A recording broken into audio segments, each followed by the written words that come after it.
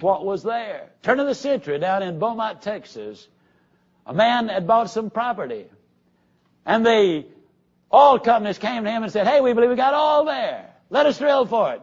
We hit it, we'll pay you royalties. He had nothing to lose, everything to gain. And so they started drilling. And the oil well came in. And the first year it pumped out 18 million barrels out of that field. It was Spindletop. Most productive single oil field in history, oil well in history, Spindletop was. And the man became an instant millionaire.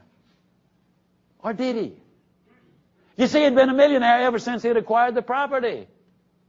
But really, until the oil was discovered and brought forth, it had no value. Until you recognize, confess, and develop the qualities you have, you might as well not have them. It's the old story. You know, the person who won't read is no better off than the person who can't read. The person who won't use the qualities they got, no better off than the person who hasn't got the qualities. And so what I'm really saying here is, yes, there are so many things that can happen.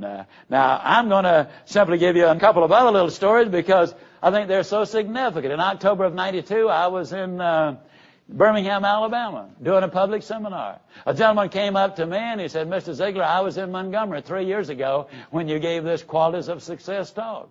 He said, you didn't put the card in the tapes in those days, so I put my own. I've got this 5x7 card here, and he pulled it out, and it was pretty well dog-eared. He said, every morning and every evening for the last 3 years, I have claimed these qualities. I said, well, tell me what's happened. He said, well, number one, my income is up over 500%. Last year alone, over 300%. Now, he sells real estate. Do I need to tell you where the real estate market was in 1990, 1991, and 1992? But he said, let me tell you something else. Every other facet of my life is dramatically better. My relationships with my family is so much better. My friend, you know, one of the qualities that we put up there is that I am punctual. He said, when I read that one, I thought that was the funniest thing I'd ever read in my life, because he said, you see, I've never been on time for anything. I was late more times for school than any kid who ever graduated from the high school in Montgomery. I was late for breakfast, lunch, and dinner. I was late for church appointments, a golf game. I was late for everything. Matter of fact, the joke was, hey, if you want to have lunch with him at 12, tell him it's 11:30, and then he'll be there by 12.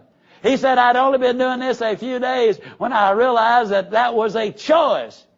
That I didn't have to be late. I could choose to be there on time. He said, Mr. Ziegler, I haven't been late for anything in over 3 years. And you'd be amazed at how much better I get along with my friends and family as a result of it. There's no question about the effectiveness of what we are talking about. Then the second paragraph, I, John Jones, I'm a compassionate, respectful encourager who is a considerate, generous, gentle, patient, caring, sensitive, personable, attentive, fun-loving person. I am supporting, giving, and forgiving, clean, kind, unselfish, affectionate, loving, family-oriented human being. And I am a sincere and open-minded, good listener and good finder who is trustworthy. These are the qualities which enable me to build good relationships with my associates, neighbors, mate, and family. Now, something interesting about that. You see, again, Joyce Brother says, you cannot consistently perform in a manner which is inconsistent with the way that you see yourself. Well, you see, when you claim to be kind and gentle and loving and affectionate and caring, and then chew your wife or your husband out or somebody in a restaurant or somewhere else, the minute you do that, your conscience will be pricked and you'll say, hey, that is not me. And you will change the behavior. I'm talking about something that is psychologically and theologically sound, folks. Something that will make a difference in your life. There's no question about it. Every day you do this, morning and night. I'm a person of integrity with the faith and wisdom to know what I should do, and the courage and convictions to follow through. I have the vision to manage myself and to lead others. I am authoritative, confident, and humbly grateful for the opportunity life offers me. I am fair, flexible, resourceful, creative, knowledgeable, decisive, and an extra miler with a service attitude who communicates well with others. I am a consistent, pragmatic teacher with character and a finely tuned sense of humor. I am an honorable person and am balanced in my personal, family, and business life. Have a passion for being, doing, and learning more today so I can be and do more tomorrow. Then you wind it up. These are the qualities of the winner I was born to be. Tonight I'm going to sleep wonderfully well. I will dream powerful and positive dreams. Tomorrow I will awaken refreshed, and it's going to be an absolutely magnificent day, and you will sleep better.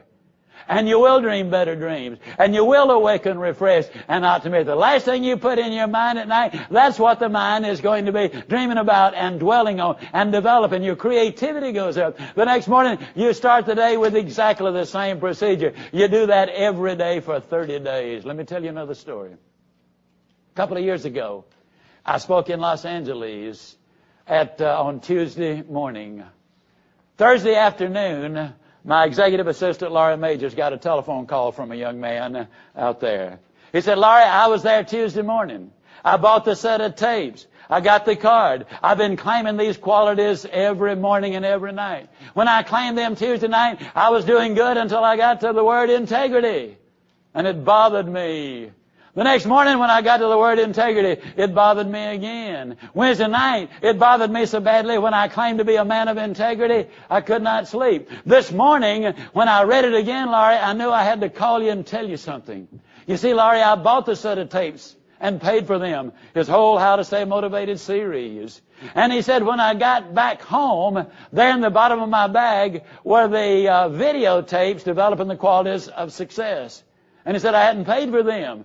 And I'm embarrassed about it. I'm calling you to tell you I want to pay for them. And Laurie said, oh, don't be embarrassed about it. Said, accidents happen to everybody. Long pause. Laurie, it was not an accident. When nobody was looking, I put them in the bottom of my bag. You see, folks, the eyes are the windows of the soul. You cannot look yourself in the eye and claim one thing and then behave in an entirely different way and it not get to you.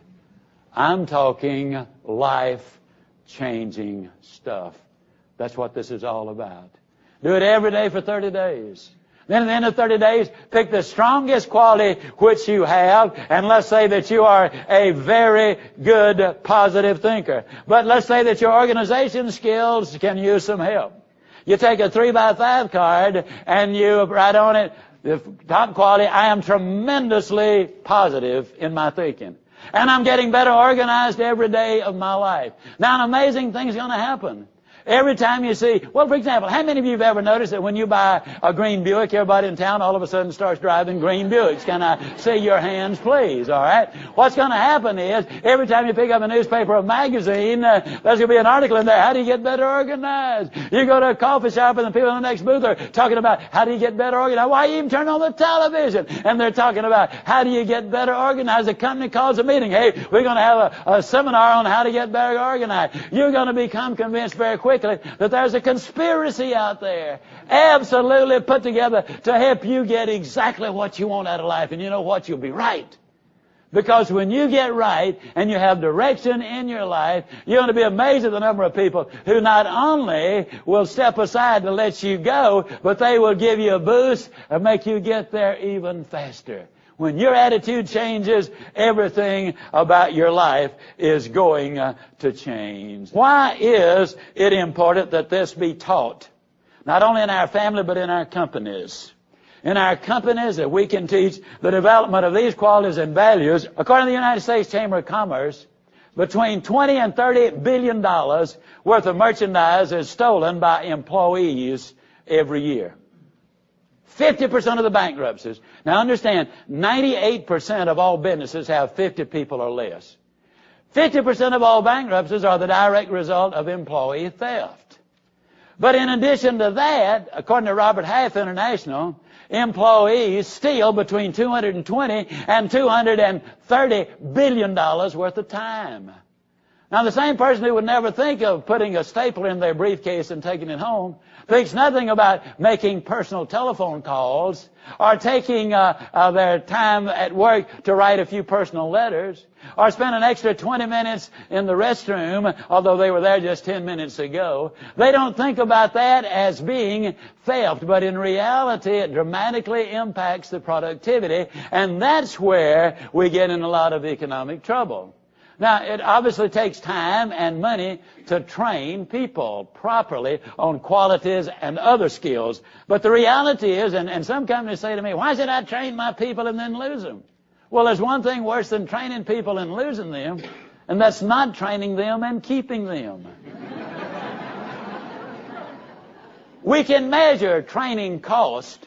We cannot measure how much it costs you not to train your people. Now, the interesting thing is, all of these things that we're talking about are applicable in so many areas of life. You can use it for weight loss. You can use it for golf game. You can use it for anything you want to. One of my goals is to be the world's #1 husband. I asked the redhead, sweetheart, if you could identify your dream husband, what qualities would you want him to have? And over a period of 3 or 4 days, here's what she put together. She wants me to be spiritually sound and committed and faithful. Now, see, she does not want me to be relatively faithful. You know, you hear a lot about relativity nowadays. She wants me to be faithful, period. Wants me to have integrity, respect her, be unselfish, a good father, sense of humor. I think one of the reasons we get along so well is the fact that I do have a good sense of humor. She has a fabulous sense of humor. She doesn't tell jokes. She's never told but 3 since we've been married, and she blew the punchline on 2 of them.